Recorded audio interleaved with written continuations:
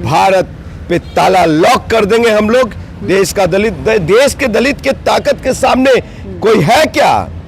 Supreme court भी नहीं है, हाई कोर्ट भी नहीं है, थाना भी नहीं है, पुलिस भी नहीं है, ये सरकारें नहीं है। सरकार को हम बनाते, हमसे सरकार है, सरकार से हम। अम्बेडकर ने कभी भी ये कह करके नहीं दिया था कि आरक्षण में कोटा दे दिया जाएगा। बाबा साहब ने आरक्षण दिए थे छुआछूत की भावना को देखते हुए, और जो हम लोग को एक नीचे वर्ग में हरिजन, दलित और गिरा हुआ इंसान समझते थे, वो उसको मुख्यधारा में लाने के लिए, यानी कि यूं कहें कि सामंतवादियों के मुख्यधारा में लाने के लिए ये आरक्षण नीति आई। नेताओं के बीच में लड़ाना, देखिए भारतीय जनता पार्टी का चाल चरित्र और चेहरा यही रहा है, फूट डालो और राज करो, शासन करो, वही कर रहे हैं। हम दलित भाई नहीं समझ के भाई चिराग पासवान जी, अच्छी बात है, राजकुमार पासवान दुश्मन नहीं है चिराग भाई का, लेकिन समाज ने उनको चुन करके सदन में भेजा है, और आपसे बड़ा चिराग पासवान एक माननीय सांसद है, उनसे बड़ा न हाई कोर्ट है, न सुप्रीम कोर्ट है, न लोअर कोर्ट है। आप सदन में जिस समय खड़ा होकर के दहाड़ेंगे इस मुद्दे पे, तो हाई कोर्ट सुप्रीम कोर्ट के पसीने। साहब अम्बेडकर ने एक नीचे मिट्टी से लेकर के चांद पे पहुंचने का जो जरिया दिया, उसको ये सुप्रीम कोर्ट हाई कोर्ट खत्म करना चाहती है, और जो कि हम लोग देश का अनुसूचित जाति जनजाति कदापि बर्दाश्त नहीं करेंगे। हम लोग सड़कों पे आएंगे। नहीं दिखता है विश्वविद्यालय में परिवारवाद चल रहा है, वो नहीं दिखता है, नहीं दिख रहा है, ये कॉलेजियम सिस्टम नहीं दिख रहा है साहब, जो लैंड एक्विजिशन बिल सदियों से पड़ा हुआ है, उस पे आप गरीबों में जमीन बांट नहीं सकते। हमारे साथ बातचीत करने के लिए इंजीनियर राजकुमार पासवान जी हैं। साफ तौर पर बात करेंगे क्रीमी लेयर है क्या। दूसरी नंबर बात करेंगे कि आखिर हमारे समुदाय का दो नेता हैं जो भी आमने सामने दिख रहे हैं, एक ही घटक में हैं, लेकिन दोनों आमने सामने आ गए हैं। इस मुद्दा पे भी बात करेंगे। आइए जानते हैं इंजीनियर राजकुमार पासवान जी से कि क्रीमी लेयर है क्या। कैसे इंजीनियर राजकुमार पासवान जी? नमस्कार, ठीक ठाक। क्रीमी लेयर है क्या, पहले देखिए, क्रीमी लेयर वो चीज है जो हजारों बीघा किसी सामंतवादी के पास रहा और दलित के पास नहीं पहुंच पाया, वो क्रीमी लेयर है। ठीक है, क्रीमी लेयर वो है जो शुरू से एक घर में बहुत ज़्यादा पैसा रहा, दूसरे गरीब के घर तक नहीं पहुंच पाया। लेकिन ये जो आई है कोटा में कोटा, माननीय सुप्रीम कोर्ट के अनुसार जो एक फरमान, तुगलकी फरमान जारी हुआ है, और सुप्रीम कोर्ट कहती है कि अपने आप में मैं सुप्रीम हूँ, कुछ भी डिसीजन सुना सकता हूँ, जो कि उनको क्रीमी लेयर सामंतवादियों में नहीं दिखता। उनको क्रीमी लेयर जिनके पास 1000 बीघा जमीन है और बहुत सारे धन संपत्ति है, अकूत धन संपत्ति इकट्ठा, उसके पास नहीं। लेकिन दलित में बांटने की एक षड्यंत्र साजिश रच दिया गया है सुप्रीम कोर्ट के अनुसार, और भारतीय जनता पार्टी जो सरकार में अभी है मुखदर्शक बनी पड़ी है।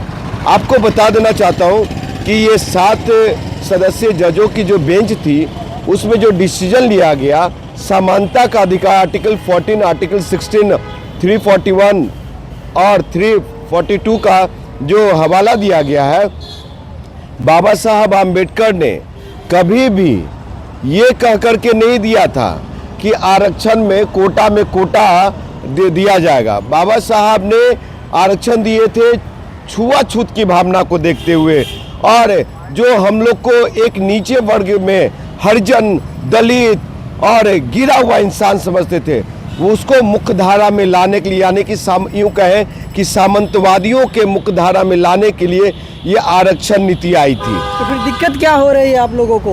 अब कोटा में कोटा मतलब आपका ही जो है संविधान में दिया गया है, उसी में तो दिया जा रहा है ना, जो पिछड़ा है देखिए उसको लाभ नहीं मिल पाता है, पहुंच नहीं पाता। आप सही करें, आपको कॉलेजियम सिस्टम नहीं दिखता है, विश्वविद्यालय में परिवारवाद चल रहा है, वो नहीं दिखता है साहब। और भी तांडव है। हमारे लोग जातीय जनगणना में बिहार में आ गए। अब ये था कि जातीय जनगणना होगा, संख्या अनुपाती भागीदारी मिलेगी, लेकिन उस अनुसार सुप्रीम कोर्ट ने, हाई कोर्ट और सुप्रीम कोर्ट ने उसको रद्द कर दिया। क्यों नहीं? हिम्मत था तो 65% लागू करके दिखाते आरक्षण, वो नहीं। केंद्र सरकार आज जातीय जनगणना करने को तैयार नहीं। दूसरी चीज़ है, सबसे बड़ी बात बता रहा हूँ मैं कि आज भी कोई वैकेंसी आती है, क्रीमी लेयर से पहले, चर्चा होने से पहले कोई भी बहाली आती थी, उस बहाली में बहुत सारी सीट पे ये कहा जाता था candidates are not found, candidates are not available, candidates are not competent. फिर मतलब कैंडिडेट्स मिला नहीं, योग्य नहीं है, उस लायक नहीं है, ये कह के तो अभी तक आप छाड़ते आए साहब। और जो आप क्रीमी लेयर ला रहे हैं तो क्या ग्राउंड लेवल पे मेरा भाई लोग पढ़ नहीं रहा है, उसको बेहतर आज सरकार शिक्षा नहीं दे रही है, उसको आगे बढ़ाने का काम नहीं कर रहा, और आप ये कोटा में कोटा।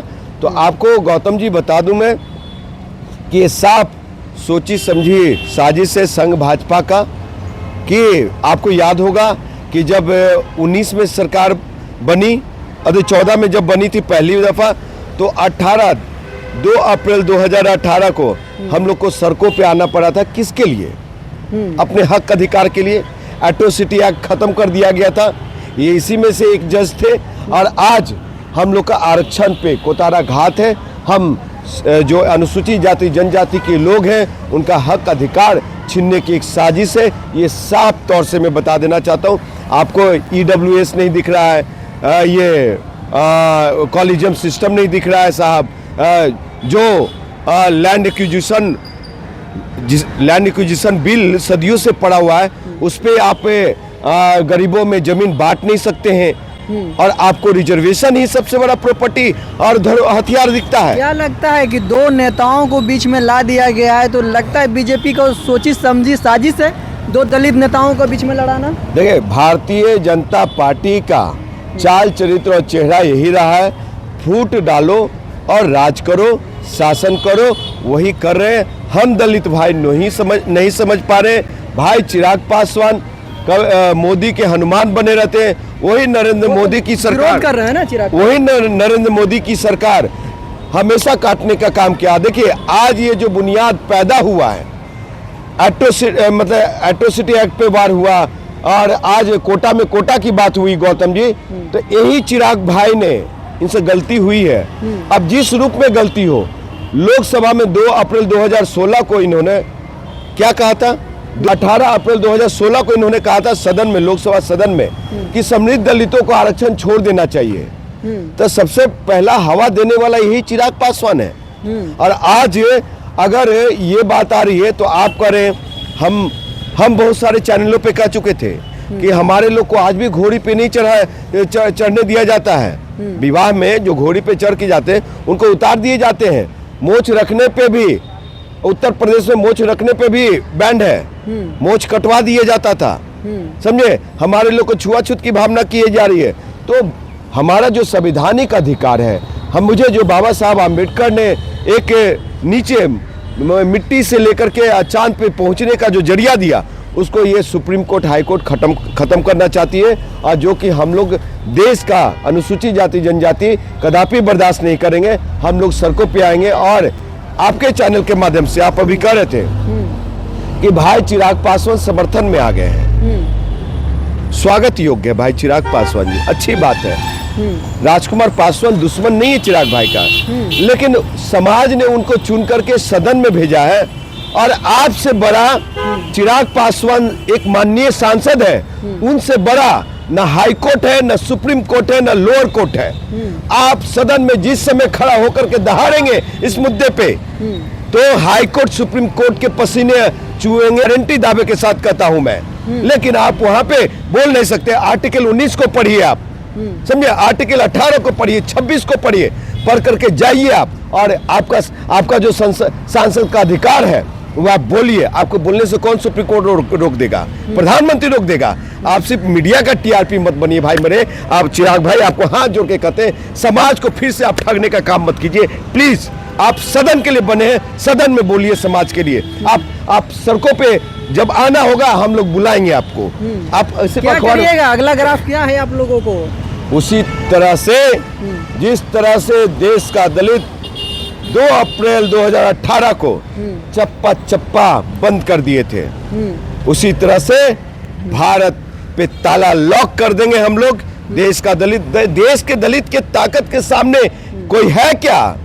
सुप्रीम कोर्ट भी नहीं है, हाई कोर्ट भी नहीं है, थाना भी नहीं है, पुलिस भी नहीं है, ये सरकारें नहीं है। सरकार को हम बनाते, हमसे सरकार है, सरकार से हम नहीं। चलिए, बहुत बहुत धन्यवाद इंजीनियर राजकुमार पासवान जी। अभी आप देख रहे थे इंजीनियर राजकुमार पासवान जी साफ तौर पे कहें कि चिराग पासवान जी आप आइए और हम भी समर्थन करके तमाम, हम आपका दुश्मन नहीं है बल्कि हम भी समाज के लिए लड़ाई लड़ते हैं। आपने सुना, आप अपनी राय जरूर दें। आप अगर इस वीडियो को देख रहे हैं तो लाइक, कमेंट, शेयर करना ना भूलें। गौतम पासवान के साथ में पब्लिक जंक्शन, बहुत बहुत धन्यवाद आपका।